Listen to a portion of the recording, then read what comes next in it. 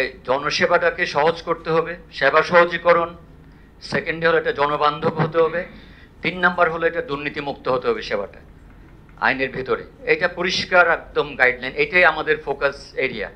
এটার জন্য আমরা ইতিমধ্যে আপনি বলেছেন আমরা 3টা অঞ্চলের 26টা জেলার সাথে এবং 191টা উপজেলার সাথে আমরা করেছি। এর মধ্যে আমরা অনেক কিছু পরিবর্তন এনেছি সিস্টেমে, যেখানে ডুপ্লিকেশন আছে, হয়তো একই কাজ 2বার করছে। যেমন এফিস, কথার কথা, এই এফিসটা আগে যেমন 2বার দিতে হতো, আমরা এটাকে নিয়ে আসবো এখন একবারে, কারণ তাকে আমরা একবারেই আইডেন্টিফাই করতে পারবো, তার দ্বিতীয়বার তাকে এখানে হচ্ছে না। এই ধরনের আমরা এখানে সংস্কারটা আনছি যাতে সেবাটা সহজ হয়।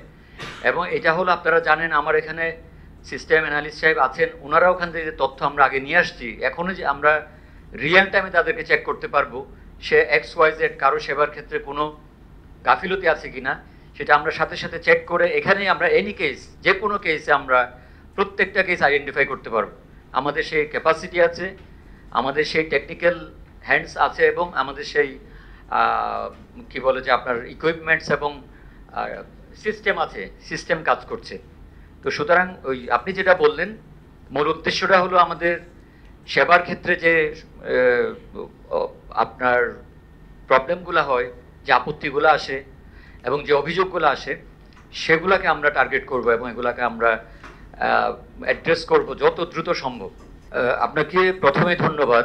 আপনার প্রশ্নের মধ্যে উত্তরটা আছে। কমিশন এক জিনিস, কমিশন সচিবালয় এক জিনিস।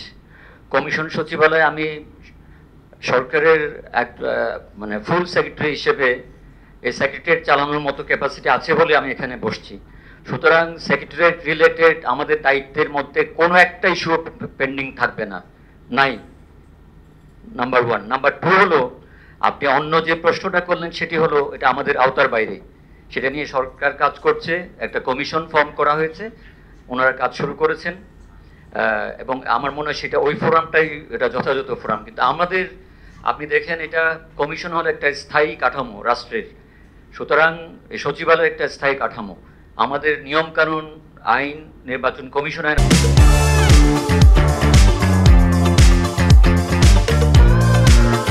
আছে, নির্বাচন কমিশন সচিবালয় আইন আছে, এই আইনের ভিতরে এবং রুলস রেগুলেশন যেগুলো আছে এগুলোর ভিতরে আমরা কাজ করছি। এর বাইরে কমিশনের যে দায় দায়িত্ব আছে সেগুলো তো আপনারা জানেন, কমিশন আসলে সেই কাজগুলো করবে। তো সেগুলোর সাথে আমাদের কোনো ধরনের এখানে কনফ্লিক্ট হওয়ার সুযোগ নেই আর কি। আমি জানতে চাচ্ছিলাম যে কমিশন না থাকাতে যে ফাইলগুলো কমিশন অ্যাপ্রুভ করার মতো ছিল, সেই জায়গা থেকে কোনো কাজ ইলেকশন কমিশনের আটকে গেছে কিনা? সেটা তো আপনার সেক্রেটারিয়েটের বা সেক্রেটারির ক্ষমতার বাইরে যেগুলো আছে সেগুলো তো ধরেন সাধারণত বড় ধরনের সিদ্ধান্ত হয়।